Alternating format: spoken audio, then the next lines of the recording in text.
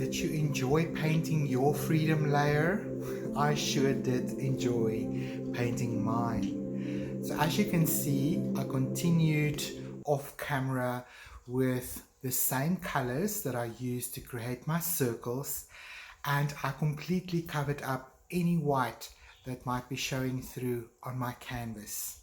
This will help the following subsequent layers to adhere easier. It is easier to paint and to use some of the techniques that I will be showing you. So when you've arrived at this stage of your painting, take a photograph of it and please share it as a comment below this video so that I can see what you have created and compliment you on it. And also, if you have any questions, this is also the space where you can ask any questions you have, and I will get back to you and assist you in any way that I can. So welcome to layer number 2. So during this layer, we are going to block our owl. Now in the beginning of this video and also at the end, I will post an image of the owl outline that we will be using for this painting. So just pause the video, take a screenshot and maybe print it out for yourself, or alternatively you can also just find your own owl outline on the internet that you like to work with, so you don't have to use mine if you don't want to. So for the clarity layer, metaphorically, with our goals that we've set for this session, this is where we receive some clarity about how we go about making that a reality in our life. So I find sometimes that participants come onto the canvas and they paint a tiny little owl like this, and they don't use the full possibility of the canvas provided for them. So that for me would be an instance where I would say, where else in your life are you playing small?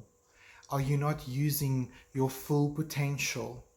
And what is preventing you from doing that? So you can see how metaphorically the canvas is helping you to understand your attitudes and limiting beliefs that you have identified. So my advice for you during this clarity layer is, as we block the owl on this canvas, I want you to think of your life and how you can really embody the attributes of the owl to receive clarity as to how to go about implementing this new positive belief and statement that you have formulated for the session. It is when we have clarity of exactly where we are going that we can start to implement action steps to begin to ground this very abstract idea onto the canvas or also in your life. So I'm going to just show you briefly here how I'm going to block the owl. Now, what does it mean when I say block the owl or block the image? It literally means that we use a design principle of proportion and balance to bring this symbol of the owl to the canvas in a way that it would make it easier for you to paint it. Now, I know a lot of people are petrified of drawing, so this method that I'm going to show you now is used by artists all over the world successfully, and this is really a simple technique that you can learn very quickly. So when you've printed out your owl on your A4 paper, I want you to fold the paper in half, and then I want you to fold the paper in half one more time, and then fold the paper in half yet again until you have a tiny little landscape shape paper. And then when you open your paper again, you will find that you have 8 blocks of equal size on your paper. So what I've done with the canvas is I've divided my canvas in half. I've divided in half again, and each half I've also halved again. And I've chalked this out by using just a simple whiteboard chalk. This is not permanent, it won't affect your painting, but it helps you to draw some lines on your canvas that's completely dry so that you can get a basic grid. So you can now see how the lines of the folds on your paper mirrors the lines that I've drawn with a piece of chalk on my canvas. And in this way you can transpose any image from a A4 size kind of paper onto a similar shape canvas that is larger, because it's going to give you an exact zone to work in. The next thing that I think will be helpful with the moon that we have here is I'm simply going to be using a picnic plate or any round object to trace. So that way you can create a nice circle shape without worrying about perfection. Right, so we're going to get right in. I've pulled you as close to the camera as I possibly can so that you can see everything that I do. So I do apologize if my face is really close to the camera, but I want you to see very clearly how I block in my owl. So on the owl, I can see that the middle line goes basically through its ears, and it almost looks like a moustache of sorts. And I can also see that it is just above this line over here. I can see that where these two lines combine, just below it is the beak, and it literally just forms a little rounded dome like that.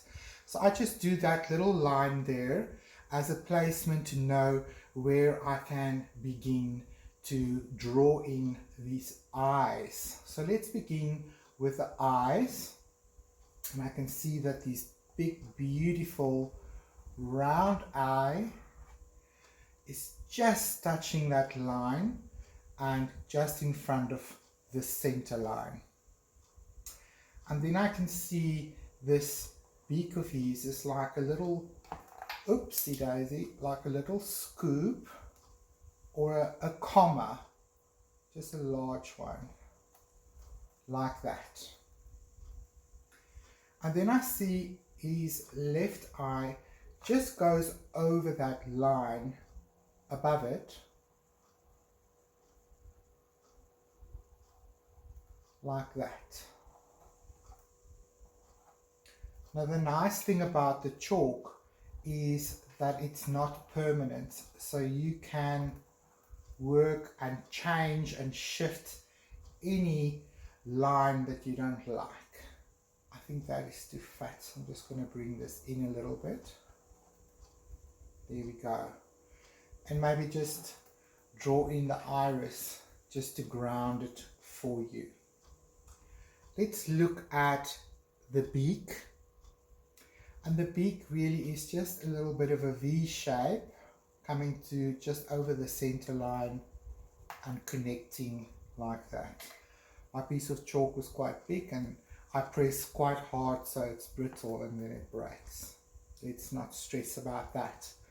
So let's do this little moustache shape, because we now know that it's going to connect with the eyes, and it's going to follow this line over here, and it's going to go basically up to this corner. So I'll maybe just make a mark there for myself.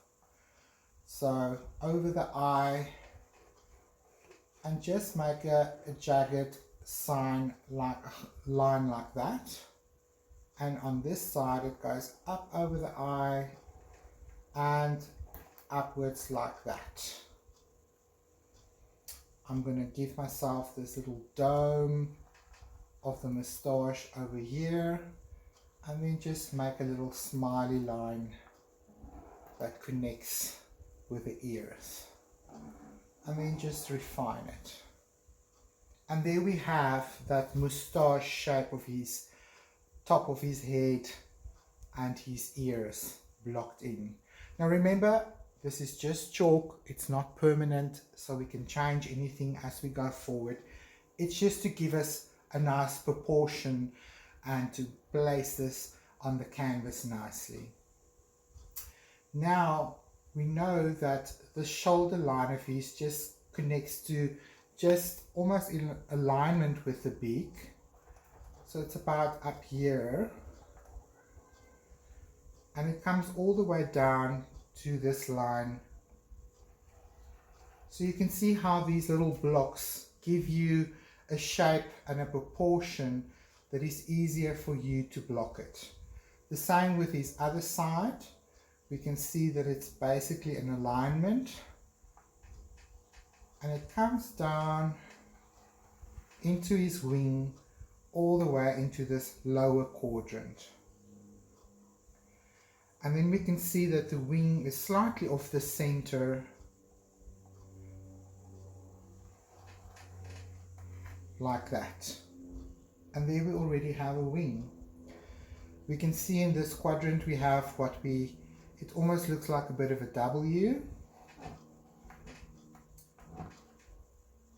And then we have some feathers connecting downward. I'm going to add in another line that's not there just because I want to.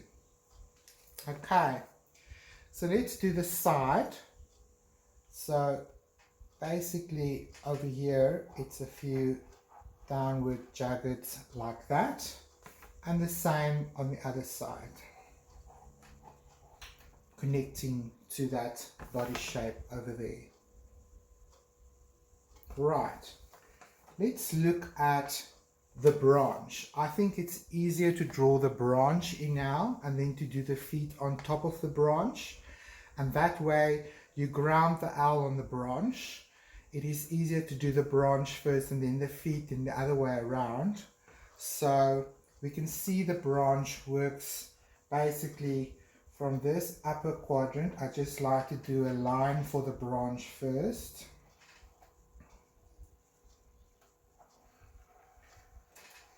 Like that. And there's maybe a branch going out there. There's a beautiful leaf here that looks like a heart shape. So let's do that.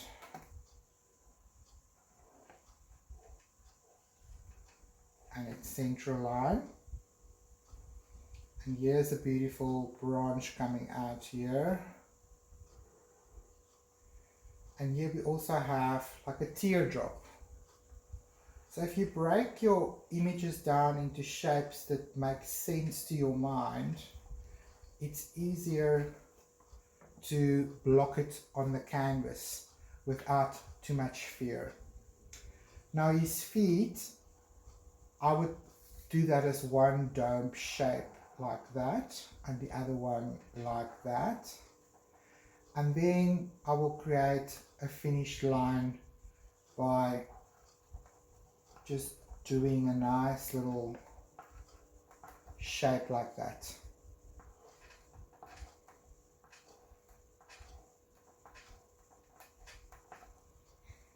There we have that. And then we just connect the body line with the tail feathers at the bottom.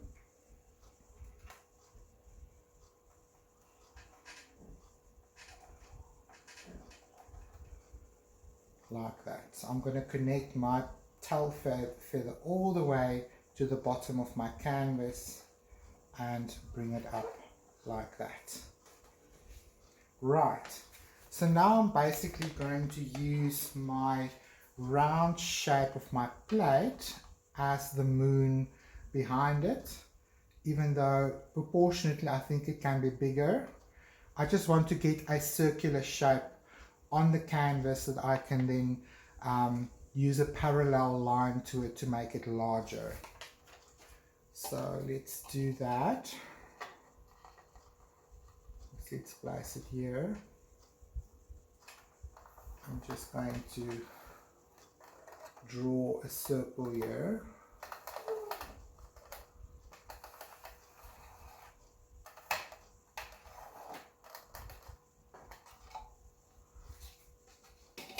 So we can see the moon is a bit small. I want the moon to be bigger. So I'm just going to use that as my guide. And I want the moon to touch the outside of my canvas. And that will be my moon. So now what you can do is just use a brush that you dip in some water, and you can remove any of the lines that you don't want to see. Like the central circle, I don't want to see that. I don't want to see the center guideline anymore. So anything that is not the picture, just use a damp brush and just remove it.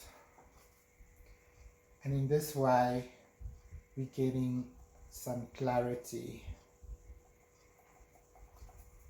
And whatever you remove that you want to put back, you can just put back, so it's no problem.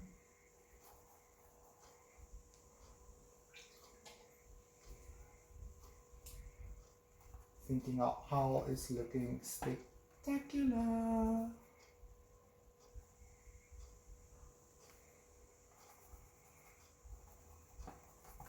So don't worry if it looks like there's white smear lines. It's just chalk. You can just wash it away, and it will not affect your painting in any way. It's just there to guide you.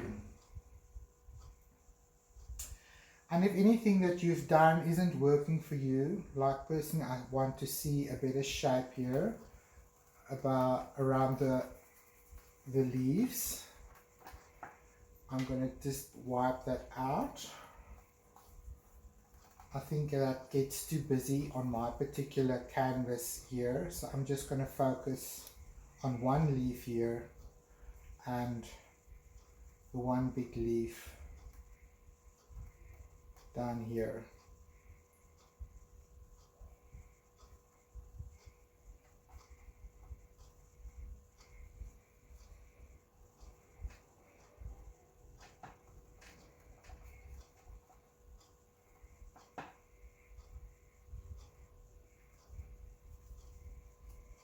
I think I can narrow my branch there as well.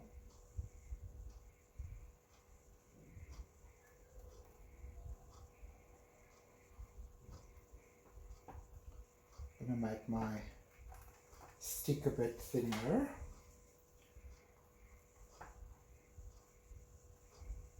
So this is why we call this the clarity layer. It brings clarity to our design before we make any major design decisions that might be difficult to change later. So you can call this a bit of a dress rehearsal. I think that's a very good description as to exactly what this is about. And you can see whatever lines is working for you and whatever lines you want to change.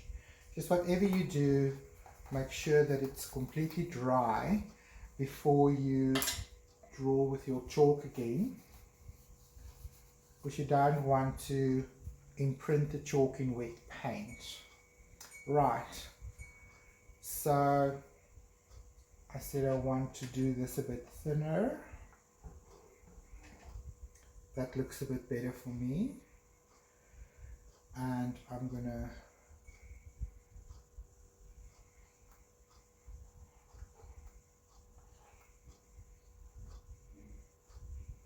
do one leaf over there instead of two.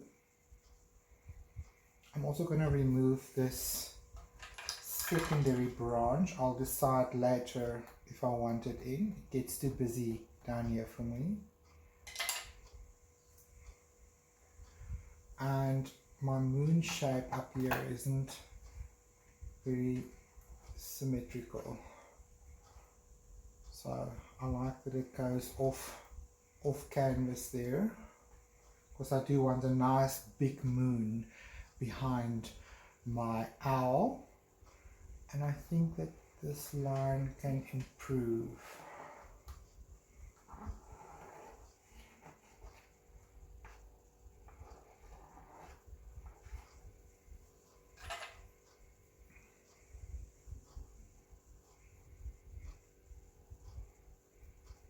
That looks better. And I think for my owl, I'm going to add some eyelids as well, just for the fun of it. I think that's quite nice. So any changes you want to make, that is completely up to you. So you can see now how I have blocked the owl with chalk on my canvas using a transference method or a blocking method that is very easy to do. Okay, so I'm gonna get my black paint ready, and I will show you how to outline your owl for this clarity session. I'll be right back. Right, so I've got the same brush that I've been playing with all along. It's a pointed round. This one is number 10, but don't let the number fool you, because there's no international agreed system. Just look at the size of this. So this one or smaller is fine. I do like the tip of this one. But I also want to show you that although we're going to block the outline of the owl now, and I've diluted some black paint with water so it looks like ink in my little jar. So that will improve the fluidity and the flow.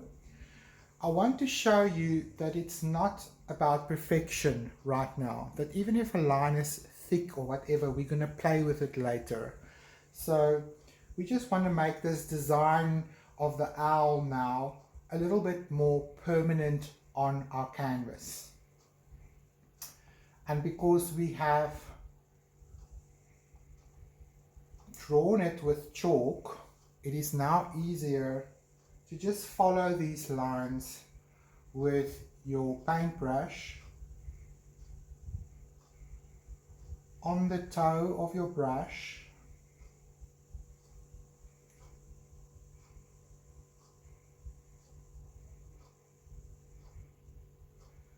Just draw in your lines.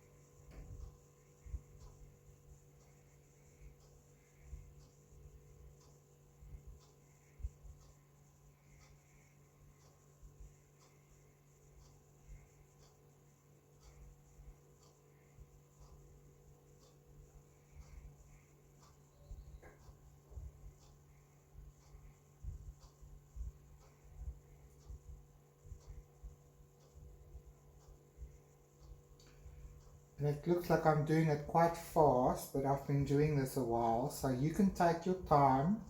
There's no rush.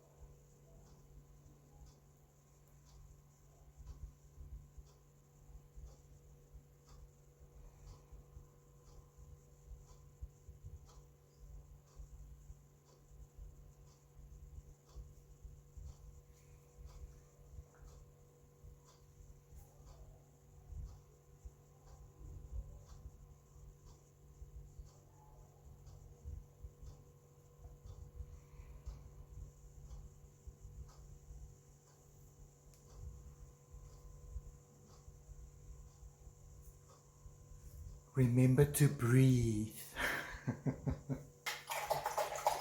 Right, so this is the clarity layer of our painting. It blocks in the owl on our canvas, and it just helps you to see exactly where what is going to go. So clarity is really important in your life with any of your life goals or decisions that you make. Because if we break it down and understand what elements needs to be present for it to make sense, and what decisions needs to be made for it to be implemented, all of these things are things that you can journal and that you can write about and brainstorm about, that helps you to get clear about what it is that you are going to need to do in order to manifest your goal or your dream into your reality. So this layer at the canvas really represents that. And it will also give you the opportunity in a blueprint design kind of way to make changes. What works, what isn't working, what fits, what is not fitting. And when we play with the chalk, that is really where you make the big design changes, because it's easy, nothing is permanent yet. So it's like using an eraser with a pencil and just begin again and re-clarify until you're happy. And then to take that first step to solidify the outlines, like a skeleton or a plan or an outline to your goal, in order to know exactly what that will look like from step 1 to step 10 or whatever the case may be. So this black outline is representing that in your life. But you will see as we move forward that even that can be changed if necessary. But it's easier to change something when you know where it is and what it looks like and if it's working or not, than if it's just floating around in your mind.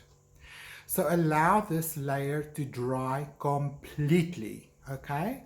And please take a photograph and share it as a comment below this episode so that I can guide you and assist you with any questions that you might have thus far. I'll see you in our next episode when we will be discussing and delving into our third layer, which is the layer of infinite possibility. I'll see you just now.